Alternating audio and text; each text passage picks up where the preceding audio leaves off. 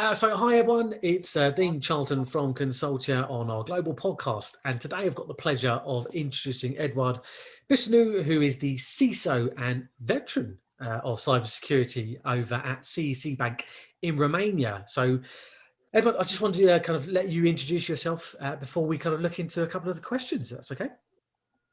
Okay, Dean. So first of all, thank you very much for having me today here. Let's try to say a couple of things about me. You call me a veteran. Yes, I kind of am a veteran. I am in this field of cybersecurity for 20 years. I used to work for many years, sometimes in my thoughts, too many years for the government. And after I closed the contract with the government, I started a career in the private sector. I was in charge with security in the financial sector. This is actually the second bank I am working with on the same position.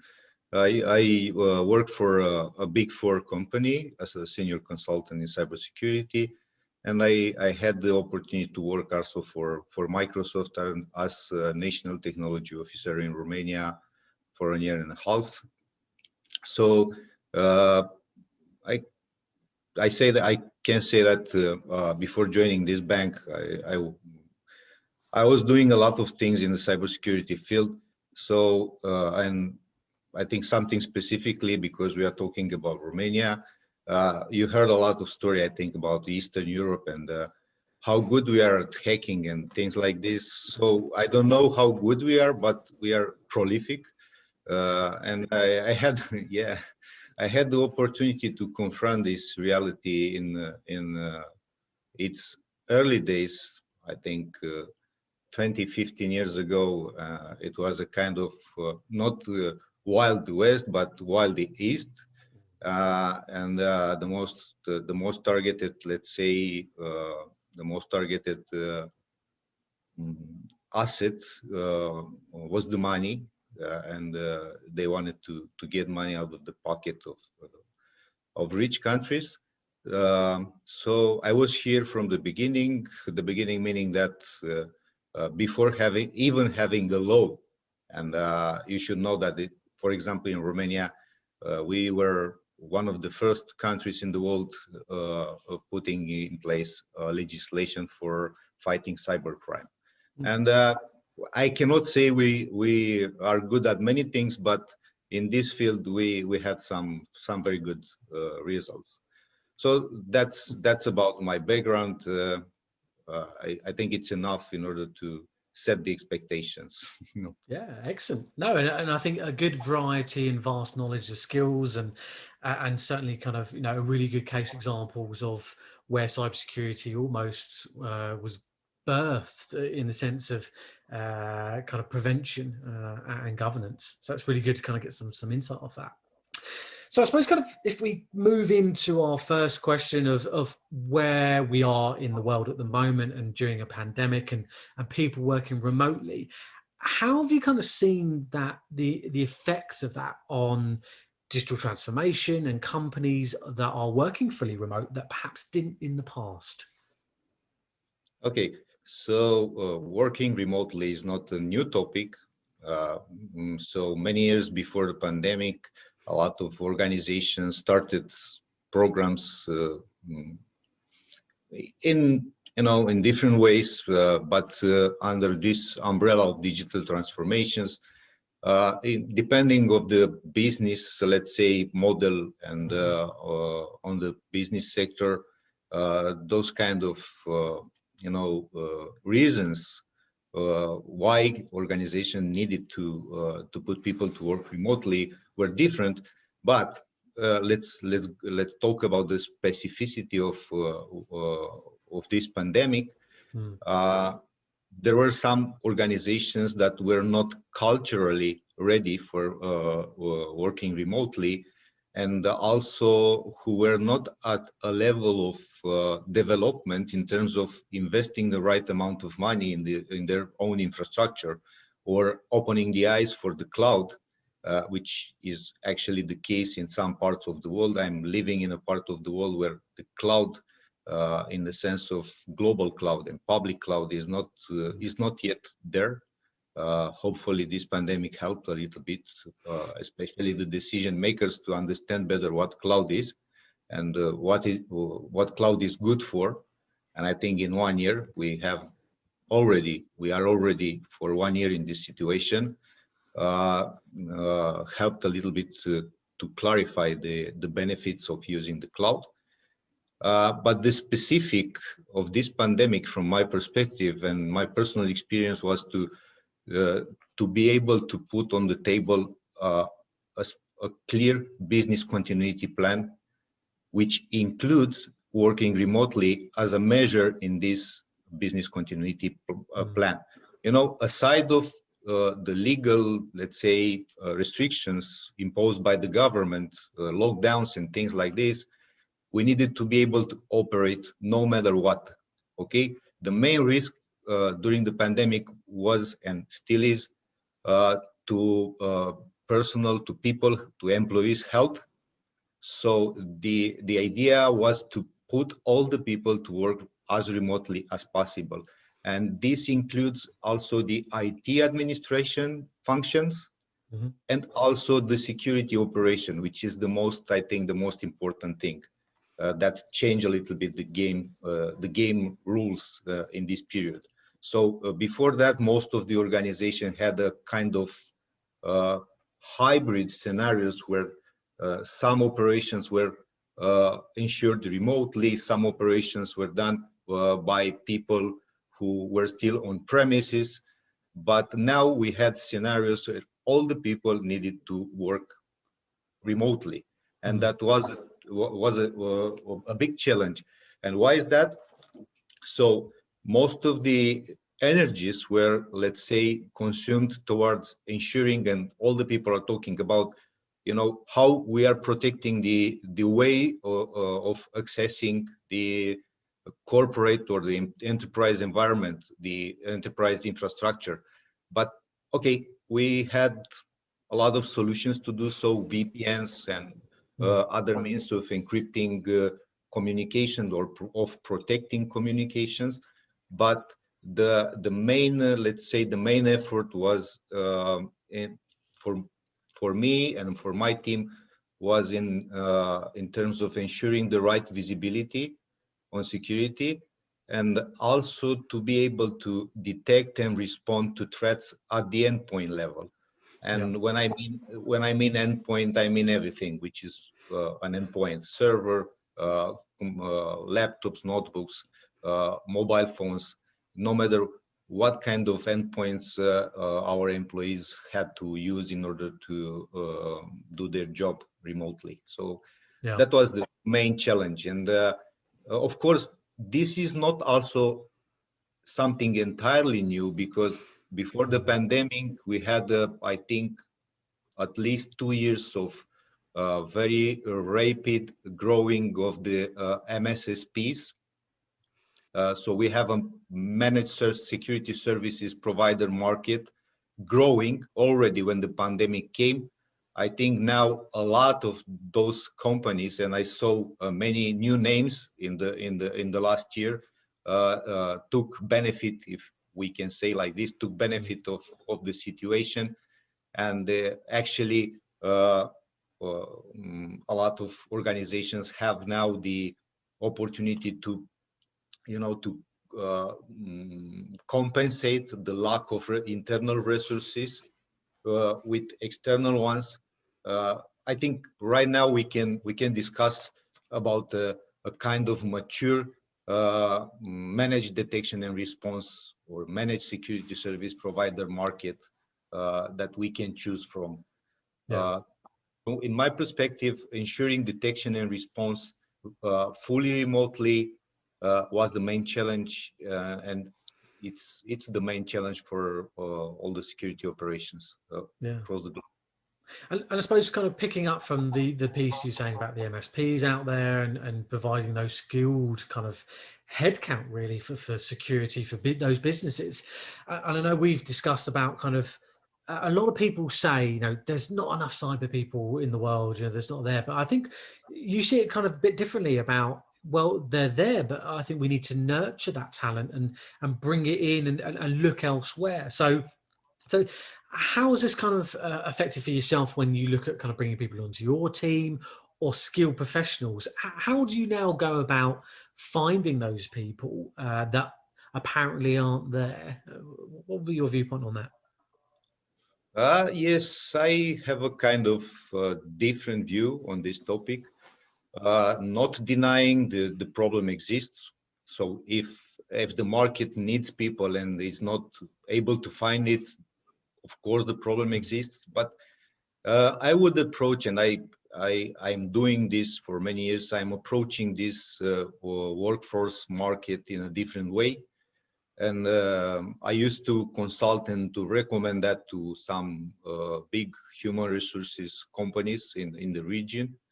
So I will give you an example. If we ask in all the job descriptions that we need certified people, and I will give you the same, let's say, in this example, I will tell you that I think the cheapest certification, recognized certification in the field, it's still few thousand euros. Mm.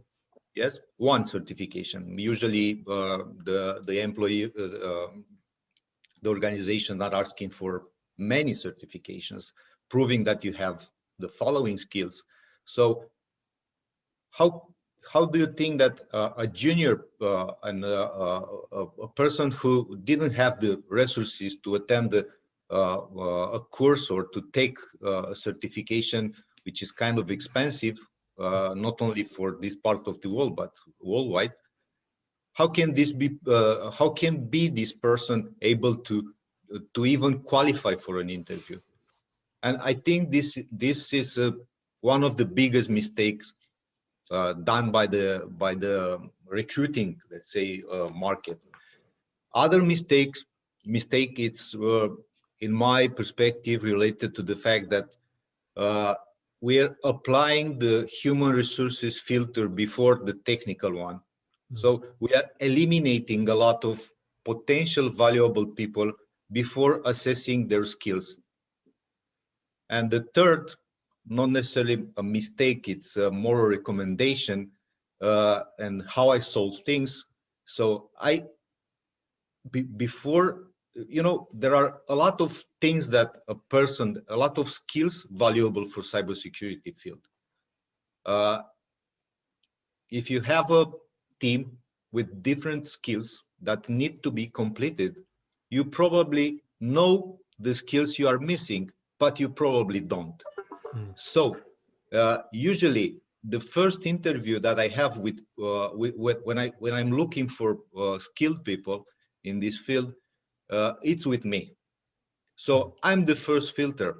I'm the one who is deciding if a person is fitting my needs in terms of skills, not the human resources, not other people coming from the compliance or from other department in this organization.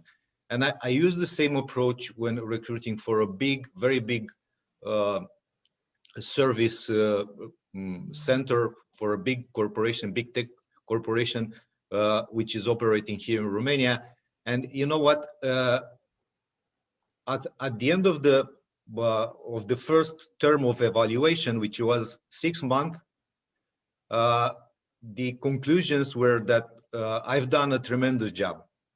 You know, and I will give you an indicator of the reason why the conclusion was I've done a tremendous job, because before that, let's say doing as I explained it, the people were started to complain about the lack of resources on the local market. After 6 months, they had too many candidates. Too many candidates. So it was easy to see that changing a little bit the approach. Of course, if you are looking for top-notch specialists, top-notch experts, yes, I agree. The world is not full of such people, and there are simple explanation also on that. As I have mentioned a couple of minutes earlier, so this field is not 50 years old, is Yeah. not 100 years old. Just, is just for tens of years here. The academia and the universities are just started for a couple of years to cover in a serious and deep way the needs of training, of offering academic curricula for cybersecurity. Uh, we have these training providers in the private sector, but we have also the life, Mm. uh, and this is something that most of the people are not understanding very well when I talking with them. But when I say that, I I can also give an example related to my experience. So when we are talking about cybersecurity, usually we are opposing the other wall, the bad guys. Yeah. Who the bad guys are. Ah, it's hard to answer, hard to respond questions, but I can tell you a couple of things. They are not certified professionals, Mhm. most of them. They didn't go to universities to learn cybersecurity, most of them. And when I say that, I say it from my experience. Mm. So I didn't meet many of them going to universities. And what what are the factors that are making them to be successful? So we need to think. I don't say to become all of us to become criminals, but to understand a little bit the success on the other side, because we need to Mm. protect ourselves against them. And usually we are making use only of some specific and sometimes limited views on how to train and to grow skills on cybersecurity. Yeah. So I will give an example from the organization I work from now. Uh, I found a almost totally untrained team of people here, and in 1 year I have a trained people. Mm. So instead of acting only as a manager, I have acted as a trainer for them, and I have obtained a lot of great things with them. Yeah, and I guess that goes on to, as we were highlighting around that immersive training platforms, and we've talked in detail of kind of what best and how best to nurture those teams. So, in your experience, is that how to kind of develop and create that next level of senior cyber professional by training those individuals, by giving them some very full-on training prospects to immerse them into all different aspects, and for them to grow in an organization as opposed to another qualification or another qualification. Yes, there are, of course, there are plenty of ways to train people, and there are people more qualified than me to talk about that. But when I'm talking only about creating skills, I think I can discuss about that. I'm enough qualified in order to say that I have lately identified one of the best ways to create and to maintain and to develop skills to people, to Mhm. teams. A couple of years ago, I had the opportunity to cooperate with a very good friend of mine, which is a teacher, actually. He is one of the first people who managed a master, an information security master in the UK. And he started to build the cyber range. Mm. At It's something similar what you already mentioned. Immersive Labs is doing the same way. I will not go into details and differentiators between different platforms because there are already a lot of products on the market. This is not the purpose of this discussion. But the point is that such a platform is giving you the opportunity and the possibility to simulate and create real world environments in the virtual environment, and it's giving you if the platform is mature enough, it's giving you the possibility to inject real world scenarios. And you can do that in terms of hours from a real world attack. So if you have the capabilities to understand and to take the data from a very complex real world attack, we are discussing these days about SolarWinds and things like this.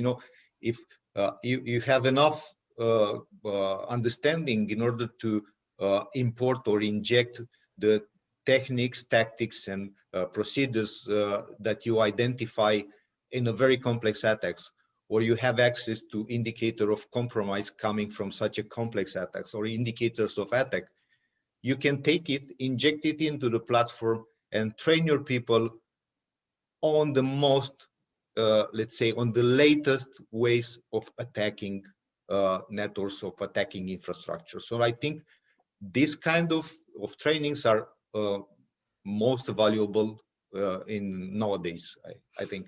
And another valuable, let's say, indicator of the validity of this kind of trainings is given by the fact that you can, you as a trainer, as an evaluator, as a human resources, let's say, assessor, you can see in real time what a trainee can do, what the trainee is doing, how he is solving problems, how quickly he is to solve problem, how quickly he is to learn new things and to find solutions and things like this. So it's the most, I think, the most valuable mean to add skills to people, to maintain skills, to develop skills.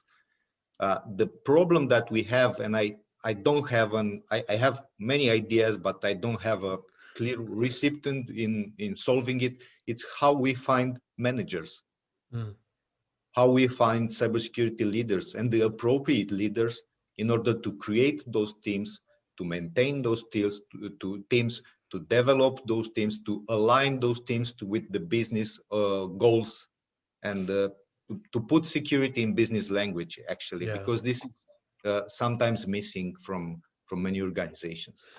And I suppose that's kind of the greater need, the balance between someone who's technically correct and knows the information, and then you've got the management and the people side, isn't it, to combine. And I guess anyone listening and kind of viewing would be very similar, is that there's always been a struggle from the IT world through to the security of having that combination of skills. And as you said, the business sense and the change of mindset, I guess, about what tools we use and on automation and technology and how we embed that with our teams to kind of build out. So it's interesting to kind of hear that. And I guess, is there the perfect answer? I guess not. Will there be? What the future looks like, who knows? I think it's constantly developing, isn't it? And I think people are really thinking differently now, in the way of no longer is it a textbook, do a test at the end. It's more immersive, it's more direct, it's current, it's live, and it's ongoing. And I guess that's kind of where it needs to be. So I suppose kind of in summary, really, I guess that's a great insight from what you've seen, and you're a big advocate about, learning and developing people internally. And I think that's great from a leader. If you're in an organization and you're, so for example, a SOC engineer or SOC analyst, and you're kind of looking for that next development move, what would your advice be to push for that next level, to develop your own skills? Where would you go and what would you do? You're talking about my skills of my team's members? In general. So for example, your team, So I see a clear path of learning skills for, you mentioned SOC. In a SOC, usually you need to have a couple of layers, and the descriptions of the skills, the needed skills, are done by the description of the kind of incidents that you can deal with, but also on the technical complexity that you have in your environment, because there are tools and tools and tools and tools Not all of them are equal. Not all of them are providing you with the same capabilities. Actually, how you deal with the lack of balance between some capabilities, the answer is only in people skills. You also mentioned the automation as being something of interest for the present and for the future, but it's also the present. I'm actually using a lot of automation in my security operations center at the network detection level, at the endpoint detection and response. Actually, I have a lot of I have implemented lately some self response capabilities, and they are working very, very fine. They allow me to involve the team only in dealing with the alerts that are not noise, that matters, that needs to be investigated and look at from most, let's say, comprehensive perspective. What I would add in a security operations center, I would add the analytical capability to understand what is happening, to understand the fact, for example, to have a clear answer if what you have put in place in terms of technology and skills, it's fit to the level of risk you are dealing with. This is actually led to the managers to decide in order to to assess and decide. But there are plenty of potential biases here from many reasons, and I'm working at this now in the organization I work for a couple of months. We have established a process for reporting on cybersecurity to the board. And also in this reporting, we are including a monthly basis analytical assessment of what's happening in the wild. So which is the threat level in the wild, and specifically to the financial systems where we are acting, where we are standing and why we are standing there, and how we will, let's say, deal with it in the future, with what costs in terms of investment, what we need to do in terms of adding skill to the team, what we need to do in order to put together for example, the IT infrastructure guys to work together better with the security team. But all of this for a specific objectives. It is not a strategy.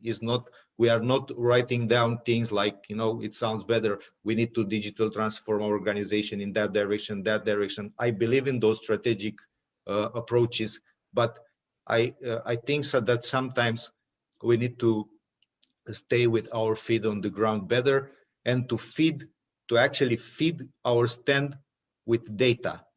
With data coming from real life, from what we are capable of gathering by using our, let's say, technology and people environment that we are mixing within the security operations center. So getting a better use of the data we are gathering, I think it's something that I see as a needed growth. On the other hand, incident response, incident handler, incident response guys and skills are needed by the market. I think this is the peak today. I'm looking on different human resources websites, and I see when I look at the job descriptions required for cybersecurity market, I see more and more incident responders, incident handlers, and I think this is the trend. Yeah. Excellent. Okay. I mean, yeah, absolutely fantastic summary, Edward. And it's really good to get kind of your insight, and you can see the passion about how you think differently, perhaps, to a lot of people within the marketplace, and that's good to kind of really hear. So I'd like to say, obviously, thanks for your time today. It's really good. I'm sure when we have the podcast, anyone listening wants to reach out, I'm sure Edward, you'll be happy to kind of connect any kind of questions to come over to yourself or vice versa, and kind of where the market sits. And no doubt, some people will be very much in agreement, others may not, and that's always good to kind of get that variety. Yeah, exactly. So appreciate that, and thanks for your time. Thank you very much, Dean, for having me. No Have worries. a nice day. Thanks.